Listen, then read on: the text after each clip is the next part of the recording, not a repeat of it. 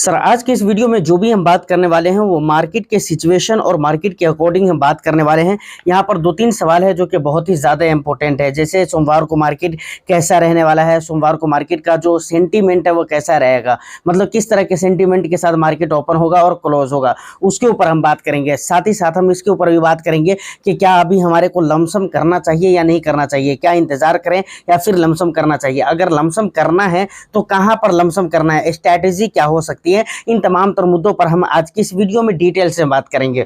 तो video of course बहुत ज़्यादा इंटरेस्टिंग होगी, बस एक लाइक कर दीजिए, शेयर कर दीजिए। चैनल को अगर अभी तक आपने सब्सक्राइब नहीं किया है तो चैनल को ज़रूर सब्सक्राइब कर लीजिए, क्योंकि इस तरह के इंटरेस्टिंग कंटेंट मैं आपके लिए लेकर आता रहता हूँ। देखिए, अगर आप यूट्यूब के ऊपर सर्च करेंगे कि भाई सोमवार को मार्केट कैसा रहने वाला है तो आपको ढेर सारी वीडियोज़ मिल जाएगी। Nifty prediction, bank Nifty prediction, तो उसके अलावा सेंसेक्स वगैरह वगैरह, इन सारी चीज़ों के ऊपर अलग अलग इंडेक्स के ऊपर आपको प्रेडिक्शन करती हुई वीडियोस मिल जाएगी, जिसमें आपको ये बताया गया होगा कि ये चार्ट पैटर्न है, ये कैंडल स्टिक है, यहाँ पर ये चीज़ डिटेल से, यहाँ पर ऐसा होगा तो वैसा होगा। लेकिन कुछ भी अभी मार्केट के अंदर हकीकत बताऊं तो वर्क नहीं कर रहा है, समझ रहे हैं ना।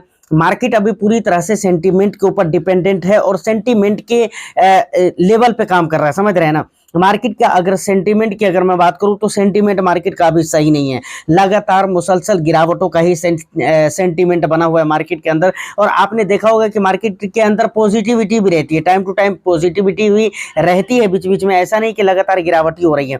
लेकिन एक सेंटीमेंट की जो मैं बात करूं तो मार्केट के अंदर अभी भी वोलेटिलिटी है और मार्केट के अंदर गिरावटें हैं। अगर इन द एंड में ये बात करूं कि भाई सोमवार को मार्केट कैसा रहने वाला है, तो ये तय तो मैं आपको नहीं बता सकता, और तय आपको कोई भी ऐसा बंदा नहीं दुनिया में जो आपको बता सकता है कि भाई ऐसा रहेगा। अगर कोई बंदा इस बात पे आपको कन्विंस करने की कोशिश कर रहा है कि भाई मैं श्योर कह रहा हूं कि ऐसा रहेगा, तो कोई दिक्कत नहीं है, इंतजार कर लीजिए, उसकी बात 100% गलत हो जाएगी।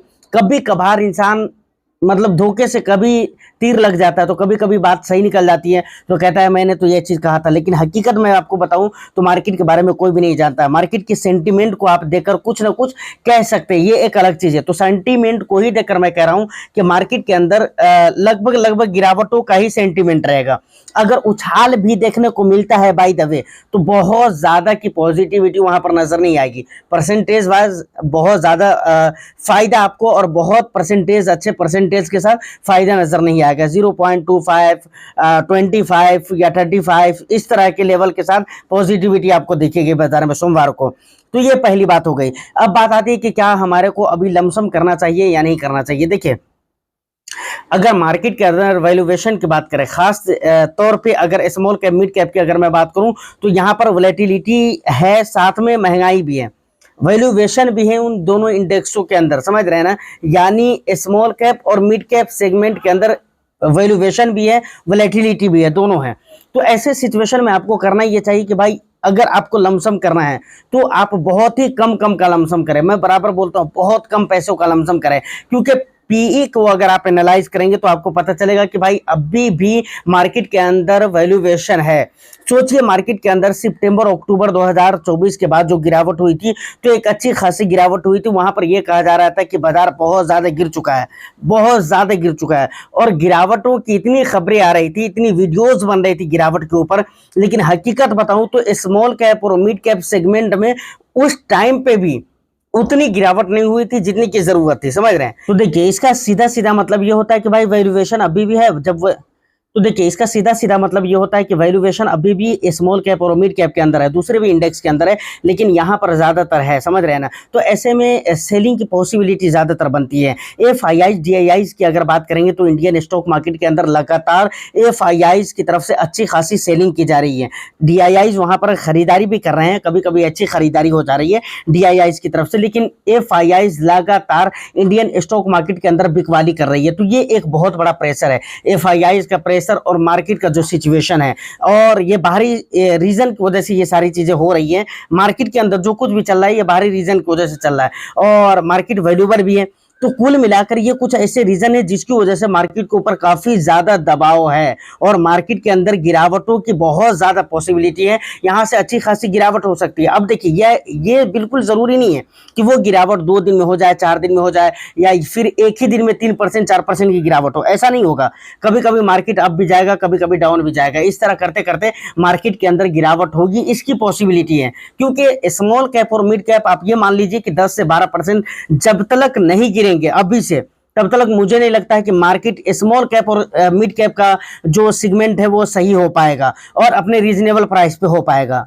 अब स्ट्रैटेजी की अगर बात करें कि भाई क्या स्ट्रैटेजी होनी चाहिए, तो भाई वही चीज है। सबसे पहली चीज तो आपको ध्यान में रखना चाहिए कि बहुत ही कम पैसों का लमसम करना है, ज्यादा पैसों का लमसम नहीं करना है और मल्टीपल टाइम्स पे आपको लमसम करना है। दूसरी बात यह है कि अगर फंड्स की अगर मैं बात करूं तो आपको अपनी पोर्टफोलियो में इस समय पे खास तौर से आपको मल्टी कैप, फ्लेक्सी कैप, इस तरह के जो फंड्स होते हैं ना, वहां पर आपको लमसम करना चाहिए। समझ रहे हैं? ये मेरा मानना है भाई। आपको कैसा लगता है आप मुझे बताइएगा। ये बहुत सारी बातों के ऊपर भी डिपेंड करता है। जैसे अगर आपका बहुत ही लॉन्ग टर्म विजन है तो ऐसा हो सकता है कि भाई आप स्मॉल कैप में भी कर सकते हैं लमसम, मिड कैप में भी कर सकते हैं, या फिर माइक्रो कैप में भी कर सकते हैं। समझ रहे हैं ना? लेकिन वही बात है, एक चीज का ख्याल रखना बहुत ही जरूरी है कि लमसम जो करना है आपको वो लंबे अमाउंट का नहीं होना चाहिए। बाकी आप कर कहीं पर भी सकते हैं, लेकिन इस टाइम के लिए बेटर ऑप्शन ये है कि आप फ्लेक्सी कैप, मल्टी कैप के अंदर लमसम करें। क्योंकि देखिए सबसे इंपॉर्टेंट बात क्या है पता है आपको, मार्केट के लिए कुछ भी अभी सहारा नजर नहीं आ रहा है। देखिए ये आरबीआई की तरफ से एक नया नोटिफिकेशन जारी किया गया जहां पर ये कहा गया है कि भाई स्मॉल कैप, मिड कैप के अंदर वैल्यूएशन है। तो इस तरह की बातें अगर निकल कर आती है आरबीआई की तरफ से तो ऐसे इन्वेस्टर्स डरते हैं। समझ रहे हैं ना? इन्वेस्टर्स के बीच में एक माहौल जो होता है वो खराब माहौल क्रिएट होता है। और देखिए बात में सच्चाई कहाँ तक है नहीं है वो एक अलग चीज है, उसको देखना, उसको समझना ये आपका या हमारी जिम्मेदारी है। समझ रहे हैं ना? लेकिन इस तरह की जब बातें आरबीआई की तरफ से निकल कर आ जाए, इंडियन गवर्नमेंट की तरफ से निकल कर आ जाए, तो ऑफ कोर्स आप ये समझ लीजिए कि वहां पर सेंटीमेंट जो होता है वो बिगड़ता हुआ नजर आता है। वहीं पर अगर मैं बात करूं तो भाई वर्ल्ड बैंक की तरफ से अभी कोई भी रेट कट वगैरह की बात नहीं हो रही है और मुझे नहीं लगता है कि ये जुलाई वगैरह के मंथ में जो है ना रेट कट होने वाला था, लेकिन उम्मीद ऐसी कुछ है नहीं। मुझे नहीं लगता है कि रेट कट होगा, क्योंकि यूएस के अंदर अगर आप नजर डालेंगे तो उसके खुद एक नहीं 1 लाख प्रॉब्लम है।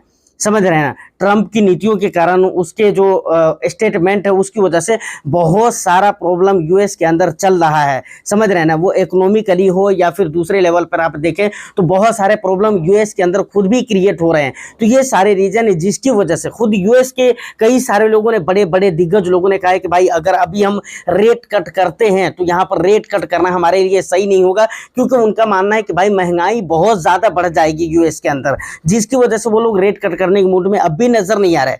अगले महीने में हो सकता है, ये एक अलग चीज है, अगले महीने में हो सकता है कुछ चीजें सुधार में आ जाए तो वहां पर वो लोग रेट कट करेंगे, तो वो एक अलग चीज है। लेकिन अब भी वो इस महीने में तो मुझे नहीं लगता है कि रेट कट करने के मूड में है, और रेट कट हो सकता है क्योंकि इसके बहुत ही खराब नतीजे निकल कर आ सकते हैं और उसका इंपैक्ट भाई दुनिया भर के मार्केट पर देखने को मिलता है। अच्छा, दुनिया भर के मार्केट से एक और भी बात याद आई कि अगर दुनिया भर के मार्केट के सिचुएशन को देखेंगे ना तो ऐसा नहीं कि सिर्फ हमारे इंडिया के अंदर माहौल खराब है, नहीं, ये पूरी दुनिया के बाजार के अंदर लगभग इसी तरह के माहौल आपको देखते हुए मिलेंगे। शायद ही कहीं कहीं किसी देश के अंदर आपको थोड़ा सा इसे बेहतर मिले, लेकिन लगभग मुझे लगता है कि थोड़ा कम या ज्यादा इसी तरह के माहौल आपको दिखेंगे।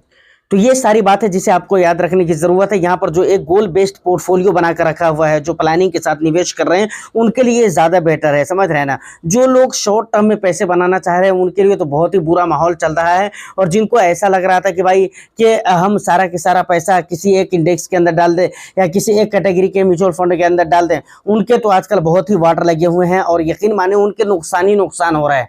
और अभी जो लोग भी मार्केट से निकल रहे हैं, मैं मतलब पूरा आत्मविश्वास के साथ कह सकता हूं कि भाई वो डर की वजह से निकल रहे हैं। मुझे नहीं लगता है कि कोई प्रॉफिट बुकिंग कर रहा है, प्रॉफिट बुकिंग का तो सवाल ही नहीं आता।